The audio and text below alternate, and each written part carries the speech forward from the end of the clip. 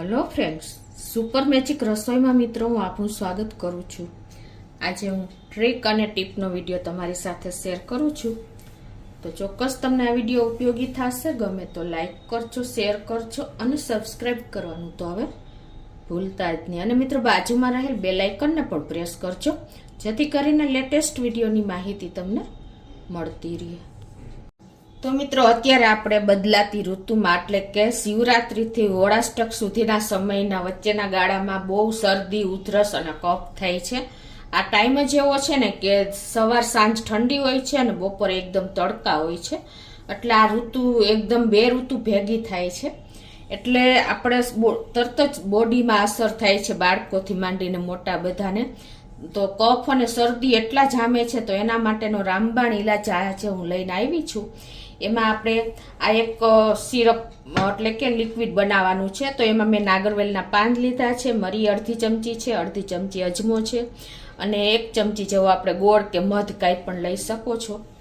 તો એના માટે શું કરવાનું છે કે ગમે એવો તમારો શરદી કફ હશે ને એ નીકળી જશે જો તમે 2 ટાઈમ આ લેશો ને। તો અત્યારે મેં આ 3 નાગરવેલના પાન લીધા છે ને, એને આપણે આવી રીતે થોડાક કટિંગ કરી લેશું, એટલે નાના નાના પીસ થઈ જાય।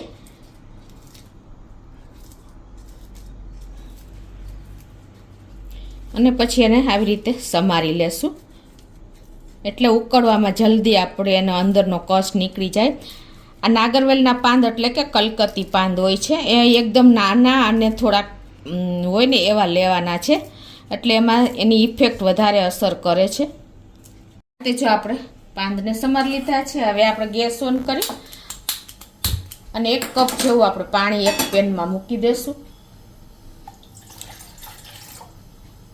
આને આપણે હવે તો ઘરે ઘરે આપણે નાગરવેલના પાંદ હોય છે, એટલે કોઈ તમારે બહાર લેવા જવાની પણ જરૂર નહીં પડે।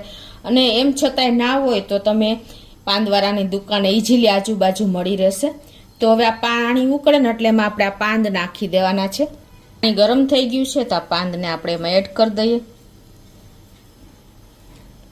અડધી ચમચી મરી નાખી દેશું, અધકચરા કર્યા છે। અડધી ચમચી અજમો નાખી દેશું અને 1 ચમચી જેવો આપણે ગોળ નાખી દેશું। દેશી ગોળ લીધો છે મેં। તમે ગોળ ન ફાવતો હોય તો તમે મધ પણ લઈ શકો છો અને સ્કીપ પણ કરી શકો છો, પણ જો નાગરવેલના પાન થોડાક આપણને તુરા લાગે છે એટલે ગોળ બેલેન્સ થશે। અને હવે આને આપણે એકદમ સરસ ઉકાળી લેવાનું છે। તો આ રીતે આપણે એને મીડિયમ ફ્લેમ ઉપર ઉકળવા દેશું। તો આ રીતે જો આપણું પાણી પણ એક ભાગ બળી ગયો છે, એટલું ઉકળું છે। 2 થી 3 ઉકાળા તમે મીડિયમ ફ્લેમ ઉપર લેશો ને એટલે સરસ બધો કસ જે આપણે વસ્તુ વાપરી છે ને એનો પાણીમાં આવી જશે અર્ક।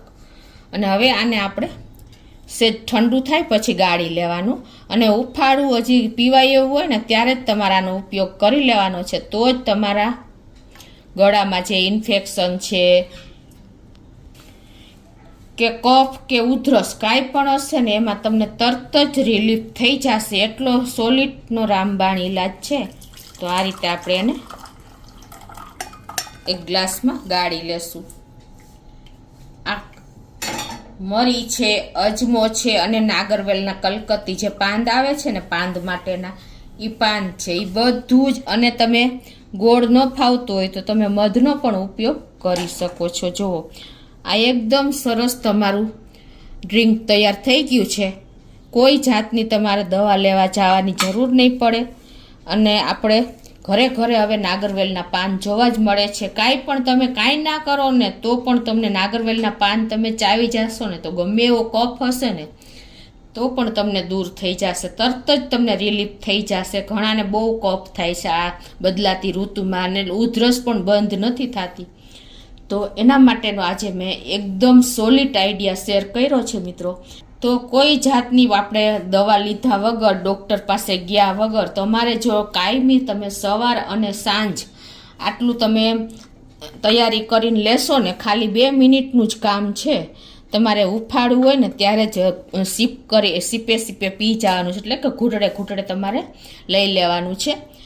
એકદમ તમને રિલીફ થઈ જશે. તરત જ તમારું ગળું ચોખ્ખું થઈ જશે. જ્યાં શ્વાસ નળીમાં કફ આવી ગયા હોય ને એ પણ તમને તરત જ બહાર આવી જશે. કોઈ પણ જાતનું ટેન્શન લેવાની જરૂર નથી. તરત જ તમને હાશકારો થઈ જશે મિત્રો. એટલો સોલિડનો આઈડિયા છે. તમે એક વખત ચોક્કસ ટ્રાય કરજો મિત્રો.